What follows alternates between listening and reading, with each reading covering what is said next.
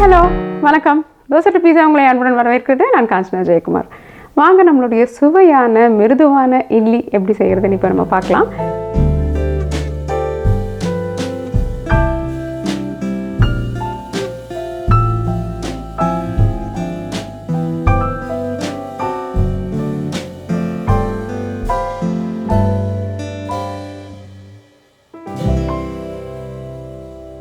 இந்த மிருதுவான இட்லி நம்மளுக்கு தினம் தினம் நம்ம சாப்பாட்டில் சேர்த்துக்கக்கூடிய நம்மளுக்கு ரொம்ப பழக்கமான ஒரு விஷயம் ஆக இருந்தாலும் நிறைய பேருக்கு இதில் குறைகள் வருது. அதாவது மிருதுத்தன்மை குறையுது, சில நேரம் நல்லா வரமாட்டேங்குது, புளிச்சிடுது, இப்படி அது மேலே நிறைய குற்ற குறிப்புகள் சொல்லிக்கிட்டே இருக்காங்க.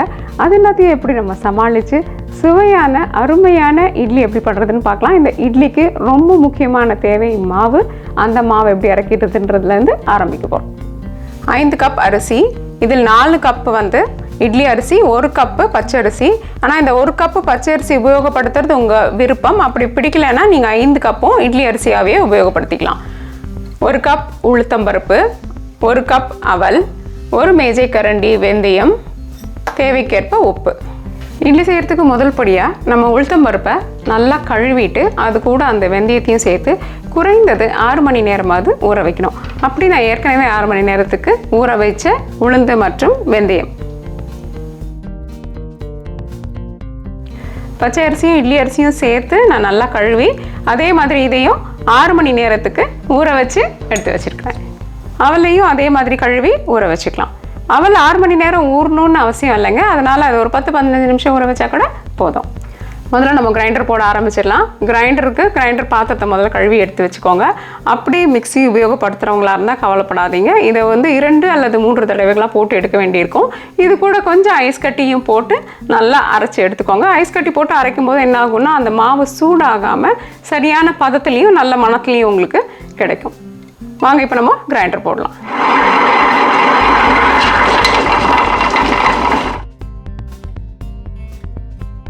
இப்போ பார்த்தீங்களா, இது போட்ட ஒரு 3-4 நிமிஷத்துக்குள்ளேயே என்ன ஆயிடுச்சுன்னா உளுத்தம்பருப்பு நல்லா உடஞ்சி அங்கங்கே மசிஞ்சு மாவு தன்மை வர ஆரம்பிச்சிருச்சு. ஆனால் இது இப்படியே 20லேருந்து 25 நிமிஷத்துக்காகவது கண்டிப்பாக அரையணும். உங்களுக்கு மாவு முழுசாக அரைஞ்சிட்ட மாதிரி தெரியும், ஒரு 15 நிமிஷத்துலேயே தெரிஞ்சிடும்.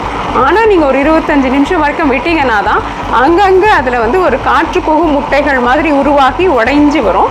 அப்போ தான் நம்மளோட இட்லி நல்லாயிருக்கும். அது எப்படி வருதுன்னு நான் உங்களுக்கு காமிக்கிறேன். 10 நிமிஷத்துக்கு அப்புறம் கொஞ்சமாக தண்ணி தெளித்து இப்படி அதன் பக்கவாட்டுகளில் இருக்கிற முழு பருப்புகளை தள்ளி விட்டுடலாம். இப்போ 20 நிமிஷத்துக்கு அப்புறம் பார்த்தீங்கன்னா ரொம்ப அழகாக மாவு உருவாயிருக்கு. இப்போ தண்ணி கொஞ்சம் லேசாக தெளித்து திரும்பவும் அதனுடைய பக்கவாட்டுகள் இருக்கிற மாவை நம்ம எடுத்து விடலாம்.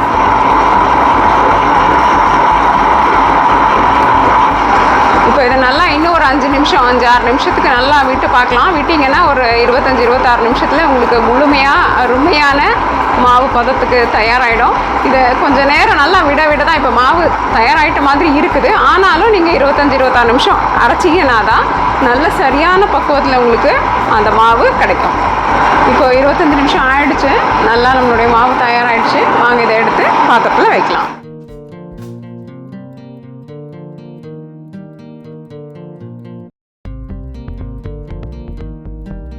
இங்கே பாருங்கள், இப்படி ஒரு சத்தம் கேட்கும். இப்படி நல்ல சத்தம் கேட்குதுன்னா மாவில் நல்லா காற்று புகுந்து அருமையாக அரைஞ்சிருக்குன்னு அர்த்தம். அப்போ நம்மளோட உளுந்து மாவு சரியான பக்குவத்துக்கு அரையப்பட்டிருக்குன்னு நம்ம எடுத்துக்கலாம். இப்போ உளுந்து நம்ம எடுத்துட்டோம். உளுந்துக்கப்புறமா நம்ம ஊற வச்சு அவலை போட போகிறோம். இந்த அவல் பார்த்தீங்களா நல்லா ஊறி பெருசாக ஆயிடுச்சு. இந்த அவலை போட்டு ஒரு 5 நிமிஷத்துலேயே நல்லா மசிஞ்சிடும். அது கூடவே நம்ம அரிசியை சேர்க்க ஆரம்பிச்சிடலாம்.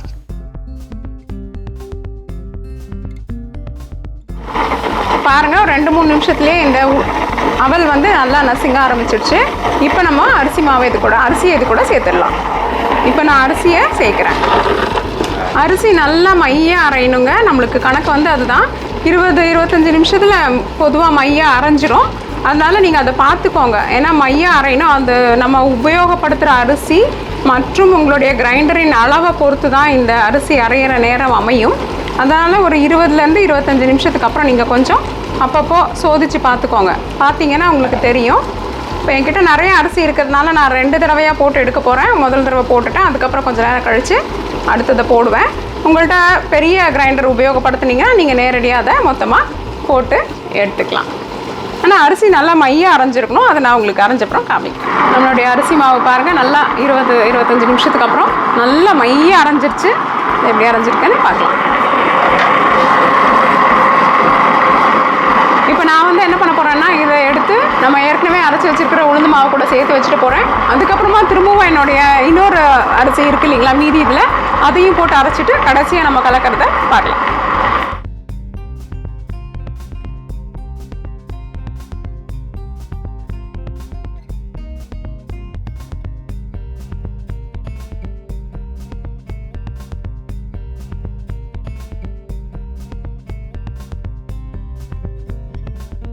இப்போ நம்மளோட மாவு அரைஞ்சிருச்சு. வாங்க நம்ம கடைசி என்ன பண்ணணும்னு பார்க்கலாம். நான் வந்து உப்பை நேரடியாக கிரைண்டர்லேயே சேர்க்க போகிறேன். சால்ட் நீங்கள் உபயோகிக்கிற அளவை பொறுத்து நீங்கள் வந்து உப்பு போட வேண்டியிருக்கும். இப்போ உப்பு இதில் நல்லா கரைஞ்சிடுச்சு. அதனால் இப்போ நான் மொத்தமாக கொட்டி இதை கலக்க போகிறேன்.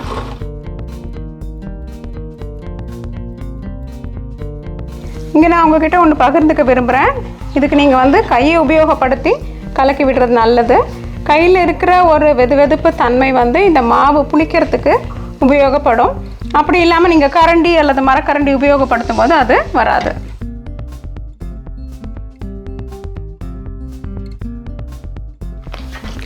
அரிசி மாவு பொதுவாக தன்னுடைய கனத்தினால அது அடியில் போய் நின்றுடும். அதனால் நீங்கள் நல்லா கையை வச்சு நல்லாவே அடியிலேருந்து எடுத்து கலக்கணும். நல்லா கலந்தாச்சு. மாவனுடைய பக்குவத்தை பார்த்தீங்களா எப்படி இருக்குன்ட்டு? ரொம்பவே உங்களுக்கு கட்டியாக இல்லை. உளுந்து மாவு போடும்போது விழறதுக்கே கஷ்டமாக இருந்தது. அதுக்கப்புறம் நம்ம அரிசி மாவையும் அரைச்சி சேர்த்துட்டோன்னா இப்போ என்ன ஆயிடுச்சுன்னா ஒரு அருமையான பக்குவத்தில் இருக்குது. இப்போ இதை நம்ம புளிக்க வைக்கணும். இட்லியுடைய அடுத்த முக்கியமான விஷயம் என்னென்னாங்க, மாவு சரியாக புளிக்கணும். மாவு சரியாக புளிக்கலைன்னா இட்லி ரொம்ப அப்படியே தட்டையாக வந்துடும். அப்போ உங்களுக்கு இட்லியின் சுவையும் இருக்காது. அந்த புளிச்சு காற்று உள்ளே போகும்போது தான் இட்லி வந்து இப்படி பெருசாகும். அப்படி பெருசாகும்போது தான் உங்களுக்கு பூவாக மிருதுவான இட்லிகள் கிடைக்கும். அதனால் நிச்சயமாக புளிக்கணும் அப்படின்றது ஒரு முக்கியமான விஷயம் இதில். அதனால் நம்ம நாட்டில் ஒன்றும் பிரச்சனை இருக்காது. ஆனால் வெளியில் இருக்கிறவங்க தட்பவெப்ப நிலையினால் என்ன ஆகும்னா புளிக்கிறது ரொம்ப கஷ்டமாக இருக்குது. அப்படி இருக்கும்போது மைக்ரோவேவ்களை ஆன் பண்ணாமல் இந்த மாவை 8 மணி நேரம் அல்லது 10 மணி நேரத்துக்கு மைக்ரோவேவ்க்குள்ளார வச்சுட்டிங்கன்னா நல்லா புளிச்சு வந்துடுது. இது நான் கண்ட அனுபவம். அதனால் நீங்கள் அதுக்கு ஏற்ற மாதிரி உங்களுடைய வெதுவெதுப்பு தன்மை இருக்கிற இடத்துல 8 அல்லது 10 மணி நேரம் வச்சு இந்த மாவு நல்லா புளிச்சு இப்படி பொங்கி வரணும். அப்போ தான் இட்லியும் பொங்கி வரும். இப்போ சரியாக பார்த்தீங்கன்னா 8 மணி நேரத்துக்கு அப்புறம் நம்மளுடைய மாவு நல்லா பொங்கி அழகாக வந்திருக்கு. இது ஒரு முக்கியமான பங்கு வகிக்கும் இட்லியின் தன்மையில். அதனால் மாவு நல்லா கண்டிப்பாக பொங்கணும்.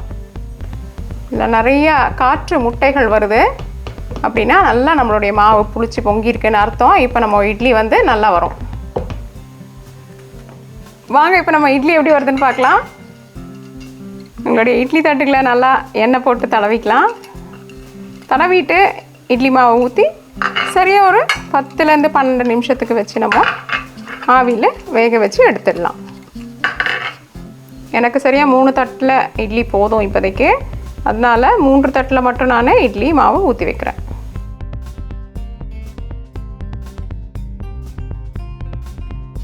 நம்ம இட்லி மாவு ஊற்றி வச்சிட்டோம். அடுத்தது நம்ம இப்போ இட்லியை வேக வைக்க போகிறோம். வேக வைக்கிறதுக்கு என்னென்னா ஆவி வைக்க போகிறோம். ஆவியில் எப்படி வைக்க போகிறேன்னா நான் இந்த மாதிரியான ஒரு குக்கரை உபயோகப்படுத்துகிறேன். அப்படி உபயோகப்படுத்த ஞாபகம் வச்சுக்கோங்க, மூடி மேலே நம்மளுடைய அந்த ப்ரெஷர் வெயிட் அல்லது விசிலை போடக்கூடாது. போடாமல் அப்படியே ஆவியில் 10லேருந்து 15 நிமிஷம் வைக்கணும். இல்லை நீங்கள் இட்லி பானை அந்த மாதிரி வச்சுருந்தீங்கன்னா அதில் நேரடியாக பண்ணி வச்சுக்கலாம்.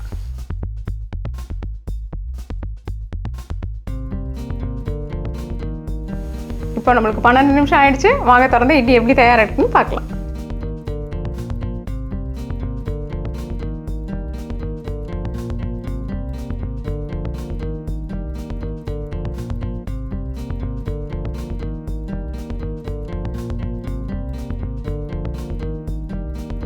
சுவையான நம்மளோட இட்லிகள்லாம் அழகாக தயாராகிடுச்சு. இப்போ வந்து நம்ம இந்த இட்லியை எடுக்கிறதுலேயும் ஒரு சின்ன பக்குவம் இருக்குது. இது நல்ல சூடாக இருக்கிறதுனால என்ன ஆகும், உங்களுக்கு இலகி சரியாக வராது, அப்படியே அடியில் கொஞ்சம் ஒட்டிக்கும் நம்ம என்ன தடவி இருந்தாலும். இல்லைனா துணி போட்டு கூட சில பேர் பண்ணுவாங்க. அப்படி பண்ணலைன்ற போது இது கஷ்டமாக இருக்கும். அப்போ என்ன பண்ணுங்கள், சின்ன கிண்ணத்தில் இது மாதிரி கொஞ்சம் தண்ணி எடுத்து வச்சுக்கோங்க. தண்ணி எடுத்து வச்சுட்டு அது ஒரு தேக்கரண்டியில் லேசாக இந்த தண்ணியை பக்கவாட்டுகளில் விட்டு எடுக்கலாம். அப்போ உங்களுக்கு சுலபமாக இலகி வந்துடும்.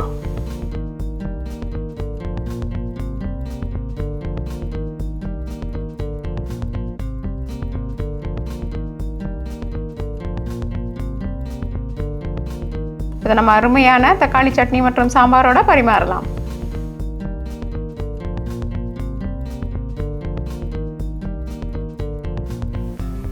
நண்பர்களே, நம்மளுடைய சோழ மன்னர்கள் நம்மளுக்காக அறிமுகப்படுத்தின ஒரு அருமையான சிற்றுண்டி தான் இந்த இட்லி. இட்லி தானே அப்படின்னு சொல்லிட்டு நம்ம நிறைய கவனம் செலுத்தாதனால இந்த இட்லி நிறைய இடங்களில் சாப்பிட்ற மாதிரி இல்லைன்னு நிறைய பேருக்கு பிடிக்கலன்னு சொல்லிடுறாங்க. ரொம்பவே ஆரோக்கியமான இந்த இட்லியை நிச்சயமாக இந்த வழிமுறையை பின்பற்றி நீங்கள் செய்தீங்கன்னா சுவையான இட்லி உங்ககிட்ட தயாராக இருக்கும். வாங்க இதை செய்து பார்த்து உங்களுடைய கருத்துக்களை எங்ககிட்ட பகிர்ந்துக்கோங்க. தோசை டு பீஸா என்றென்றும் உங்கள் நாவிற்கும் வயிற்றிற்கும் நல்லதொரு சுவை. இந்த வீடியோ உங்களுக்கு பிடிச்சிருந்தா லைக் ப்ரெஸ் பண்ணுங்கள். தோசை டு பீஸாக்கு மறக்காமல் சப்ஸ்கிரைப் பண்ணுங்கள். மற்றும் உங்களுடைய பிரிண்டபிள் ரெசிபீஸ்க்கு dosaToPizza.com விஜயம் செய்யுங்கள். நன்றி, வணக்கம்.